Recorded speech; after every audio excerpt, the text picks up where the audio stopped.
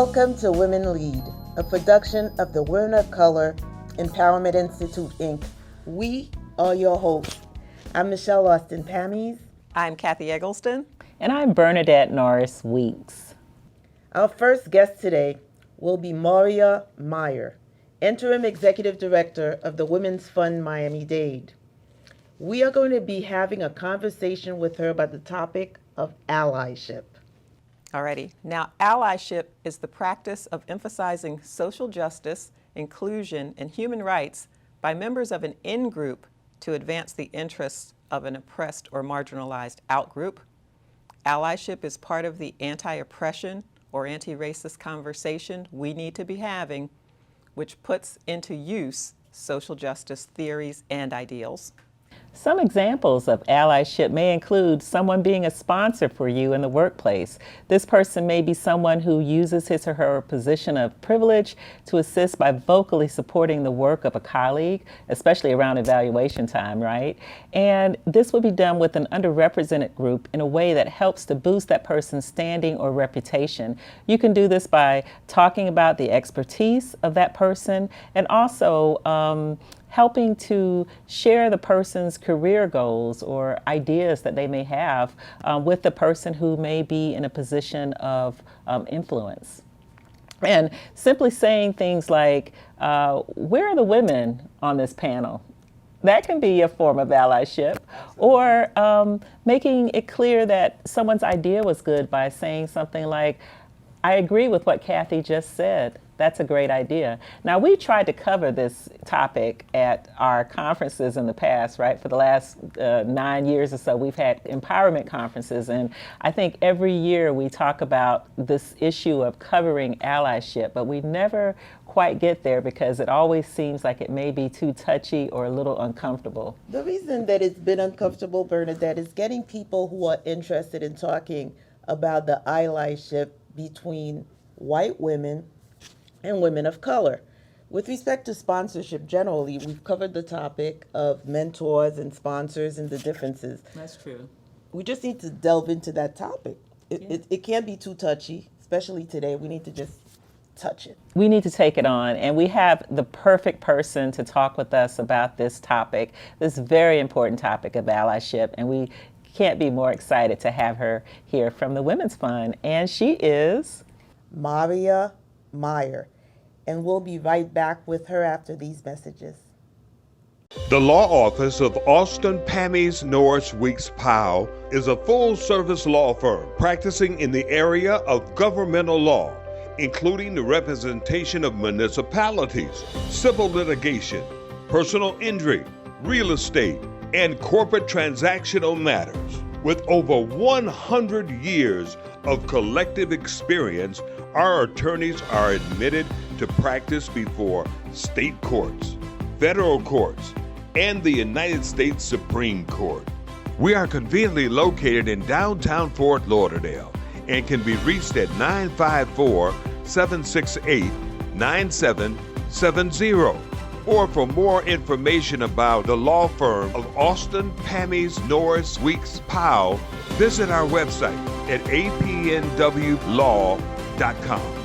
That's apnwlaw.com. Imagine yourself in a new Toyota.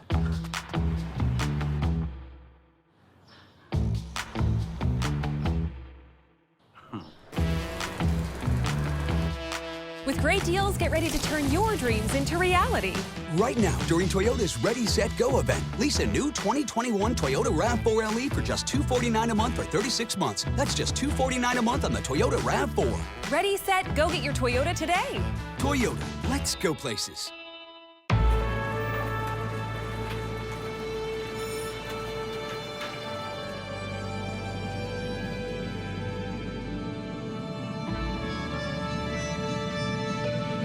The Florida Lottery is proud to support education by contributing billions of dollars to Florida schools and awarding countless Bright Future scholarships so Florida students can do more than just dream of a brighter future. They can create one. Learn more at flalottery.com. Welcome back. We are here with Maria Meyer, Interim Executive Director of the Women's Fund of Miami-Dade. Now, before we jump into our topic of allyship, Maria, tell us about the Women's Fund. What's it about? Who does it serve? First of all, so grateful to be here and with one of our newest board members of the Women's Fund, Miami-Dade, Michelle Austin Pammies. Thank you so much. You're welcome. So I'd like to say it's your Women's Fund, Miami-Dade. The Women's Fund has been in existence almost 30 years, and it was born out of necessity, like many organizations are. So about 30 years ago, there were women's funding networks bouncing up around the country because at that time they realized that under 5% of funding was being directed towards women and girls. Now the facts are it's 1.6% of the funding is being directed specifically to women and girls. What I say is that we come together with the Women's Fund in like a central plaza, like a village square. People of like mind to put on their gender lenses, to look at things clearly with that perspective. Because if you don't look at things with specific lenses, you cannot see clearly. As we'll talk about race and allyship. If you don't put on your allyship lenses, you're not going to see clearly. So the Women's Fund Miami-Dade bases our platform on 4 pillars to support women and girls: leadership, economic mobility, health and well-being, and freedom from violence, which is how I ended up, being involved for many years ago.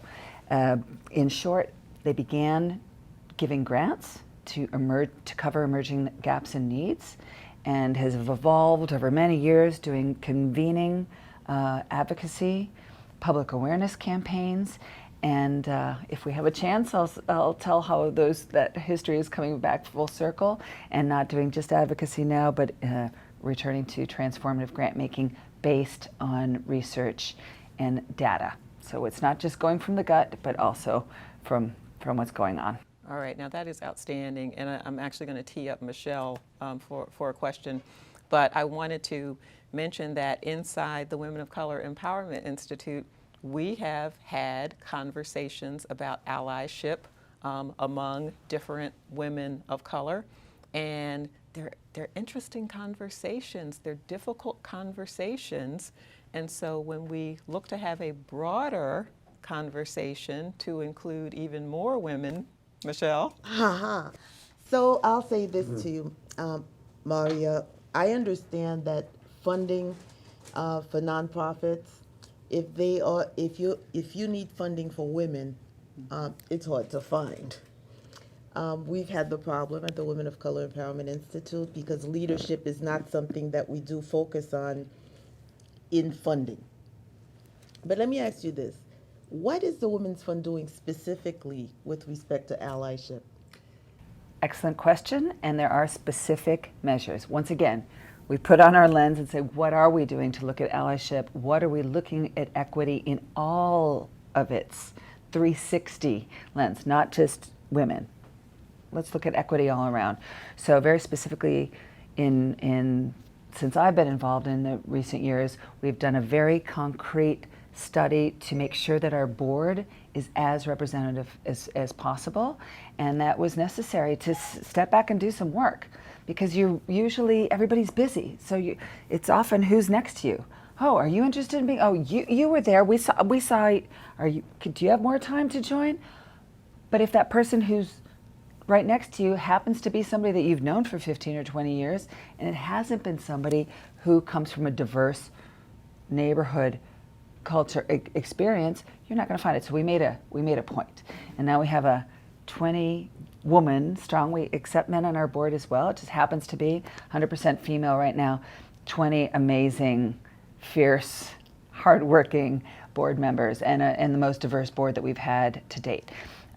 I created what we call the Impact Collaboratives, which are monthly convening where we speak about those 4 topics. It rotates every summer. So I created that together with the woman who did programs for 21 years, Fran Katz, at the Women's Fund. You'll see of our speakers and having voices at the table, you'll see a great representation, and that's purposeful. We just make sure who really needs to be talking here, who hasn't been here before, and we we make sure it's as representative as possible, and it's working. One interesting thing is that there's been discussion, especially around the 2016 election, where black women voted one way and the majority of white women voted another way. So there's a question that comes to mind, which is, can white women and women of color be allies? Part of my privilege is that I've been privileged to have this question asked of me maybe 8 years ago, 7 years ago, 6 years ago, 5 years ago. So I'm privileged to be comfortable with it. I understand that a lot of people aren't. Everybody wants to be seen. Everybody wants to be seen, and everybody wants to be seen as good. And so we're humans. Humans don't always like to be made uncomfortable. I've been grateful to have been made uncomfortable. So I come from a movement, 1 Billion Rising, and it's a global grassroots movement, which is very diverse. And I came to Women's Fund through that. I feel in my heart and my personal experience that yes, but I'm actually more interested to hear what both of you have to say. Well, I really do believe that allyship is necessary. So I will say that yes, we can, because without it, how far can we get? We have a certain number of issues that impact women in general, girls in general. It's not really specific to their race. Now, we know that the impact on minority communities is often greater because, of poverty, etc. But the reality of it is that there are issues that we all must address together. And that's why you're here, Maria, because the Women of Color Empowerment Institute and here with Women Lead, our show, we want to reach out and we want to bring everybody into a conversation that could impact us all. Yes, and I love your description of your own personal journey. And so my follow-up question for all of us would be, how do we take those personal journeys, that examination, that understanding of unconscious bias, unintentional bias in our society, and move it forward into institutional policies that really make change?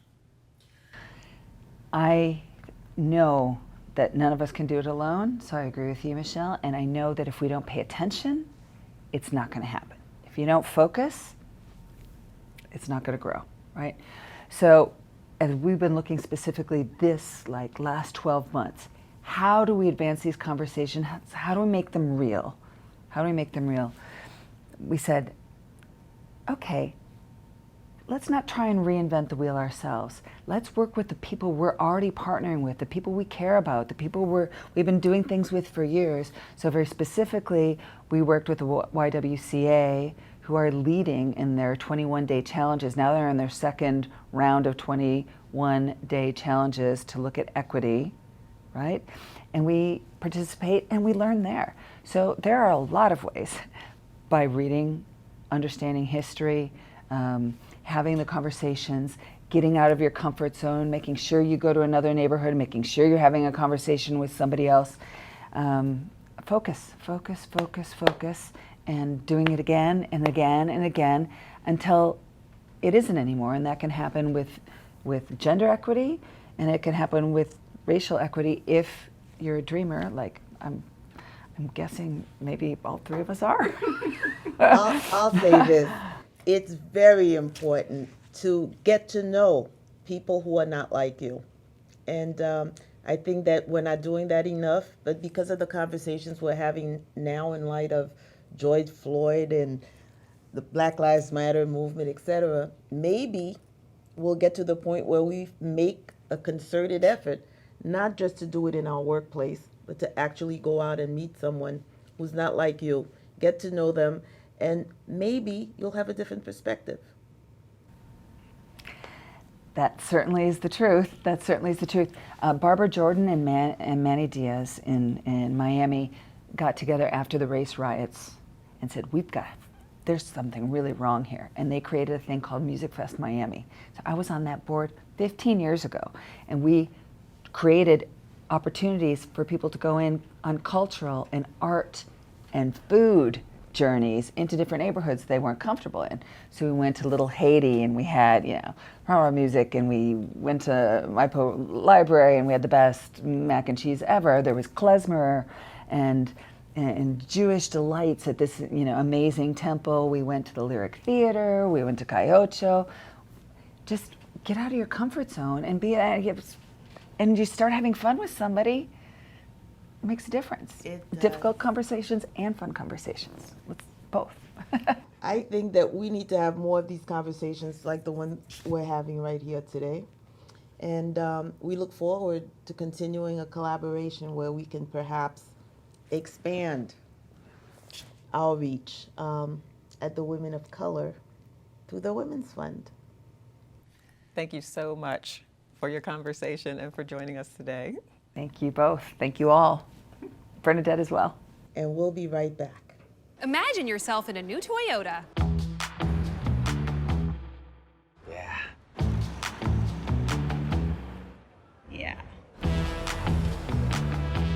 With great deals, get ready to turn your dreams into reality. Right now, during Toyota's Ready, Set, Go event, lease a new 2021 Toyota Corolla LE for just $179 a month for 36 months. That's just $179 a month on the Toyota Corolla. Ready, set, go get your Toyota today. Toyota, let's go places.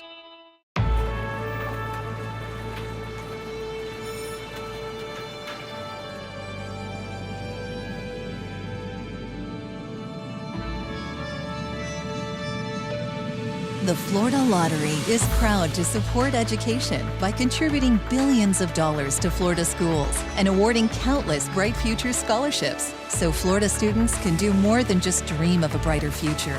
They can create one. Learn more at flalottery.com. At the Women of Color Empowerment Institute, our mission is to enhance and expand leadership by women of color. We do this in a variety of different ways, including but not limited to providing mentorship opportunities for young professionals where we assist in helping to create paths to leadership. We empower women to develop capacities for social change. We produce programs that promote heritage awareness, and we provide training opportunities for business and government. Our institute holds seminars focused on professional success techniques, and we host many other events such as our popular Advocates for Change and Leaders Connect. The Women of Color Empowerment Institute publishes a magazine called Women Lead. Our signature event is the Women of Color Empowerment Conference, a yearly conference where hundreds of leaders gather from all across the United States and beyond. To learn more about membership and how you can support our programs or be a sponsor of the Women Lead TV, visit us at nationalwomenofcolor.com. Again, that's nationalwomenofcolor.com.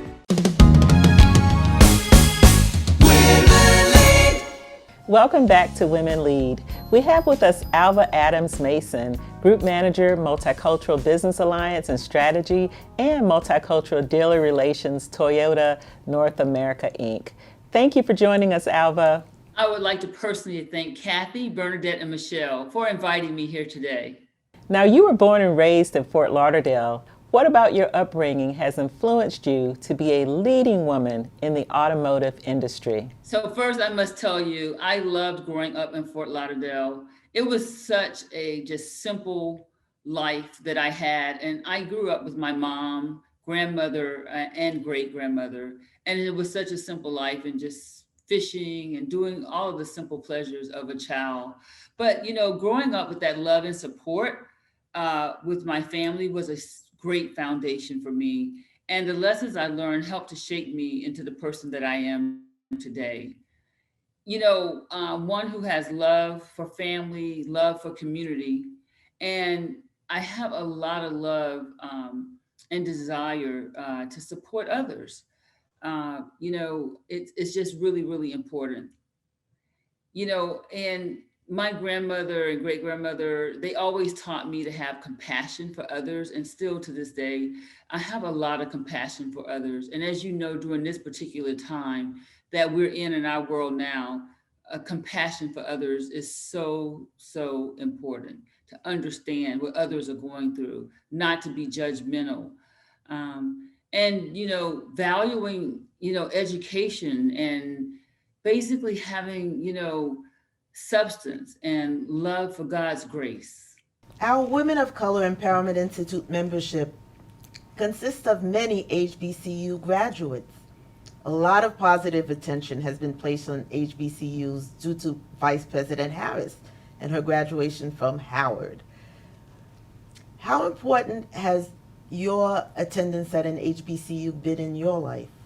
Attending an HBCU, that's a great question, by the way, had a lot of impact on my life. You know, prior to growing up in the South, and although I loved Florida and it gave me a lot of simple pleasures in life just growing up, and they were just so innocent, when I attended Howard University, I realized the lack of understanding that I really had about the opportunities that there were for people of color. You know, I grew up in the 60s, understanding, you know, watching the riots outside of my grandmother's window, watching them mourn the deaths of, you know, civil rights icons, the president of the United States during that time. And it was really difficult. But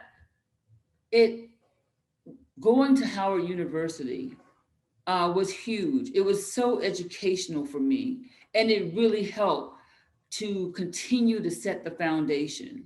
So I had the foundation of love from my family, but this foundation of how important education was, how important it was to be able to understand your history. You know, for the first time, I was exposed to a Black diaspora class at Howard University, and I had an opportunity to really understand history of African Americans. And, you know, something else that I have in common is, you know, Kamala Harris, the new vice president of the United States of America, graduated from Howard University and also pledged Alpha Chapter, Alpha Kappa Alpha sorority. And so we have those things in common. She's a little younger than I am, but those were some great things. So the empowerment of being able to attend an HBCU was great. And it helped me to set the standard for my three daughters on the importance of education, the importance of understanding your own history. The COVID-19 pandemic also put a spotlight on disparities among minorities. It also put a spotlight on women in the workplace. Alva, as these layers have been peeled back, women are breadwinners, raising children, and truly responsible for growing the U.S. economy. How has the pandemic changed the perspective of women in the workplace in the future of America, in your opinion? You know, the pandemic has changed everyone's life in some shape, form, or another. I believe it's given all of us time to stop and reflect on our true values and recognize what's really important to us. You know, as women are dropping out of the workforce to take care of their families, I believe many women are rethinking the importance of being home as well for their families, or whether the pandemic was that push for some women to jumpstart their own businesses. And as you know, African-American women there are more African-American women entrepreneurs, especially in the multicultural community than any other. And they've been actually very, you know, successful at it. But, you know, with every major change in life, be it a pandemic or catastrophic moment, there is a shift. This pandemic will, you know, bring about a shift in how we go to work via Zoom, traveling to meetings, where we go to work, at home or in an office when we go to work, as we come out, you know. So as we come out this pandemic, it is going to be very interesting. I don't really know the answer yet about what is actually going to happen when we come out of this pandemic, but I most certainly think that it has helped, especially women, to rethink and reshape what they're doing about their careers.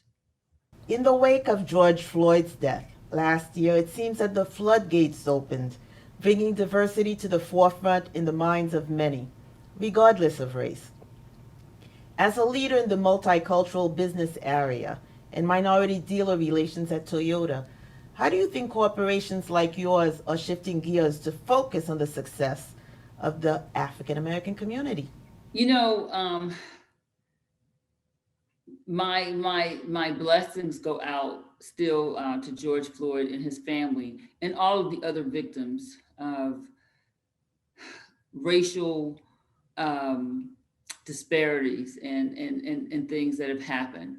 However, you know, I would like to say that it's, you know, reaching out to the community has always been a driving force to Toyota as well as myself, especially in this job. Reaching out to the communities that are in need and that need to have, you know, and where we need to help to make impact.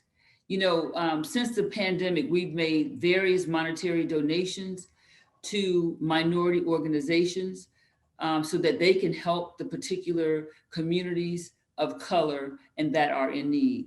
And, you know, we've even reached out through our Toyota Lexus Minority Owners Dealers Association organization to help communities. And so we've been trying to branch out and reach, you know, through the communities of color as much as possible, and always actually as possible. We're even working now, you know, on the COVID-19, wanting to get the message out, how important it is to protect your health. Now, how important it is, you know, to receive the vaccination. But during the time of COVID, understanding that people of color were affected more than any other community, it was so important to make sure that we were donating to organizations and to food banks that would provide food to these families, that would help provide shelter and rent assistance. And so those are some of the things that we did during this, the social justice and the COVID-19 pandemic, I would call it. So, you know, it's a passion of mine. I am very grateful to Toyota for giving me this platform that of the multicultural business strategy in which we can help those that are in need. Thank you for joining us, Alva Adams Mason. On behalf of Toyota, I would like to thank the Women of Color Empowerment Institute for having us. It's been a pleasure, and thank you so much. Until next time. Be empowered.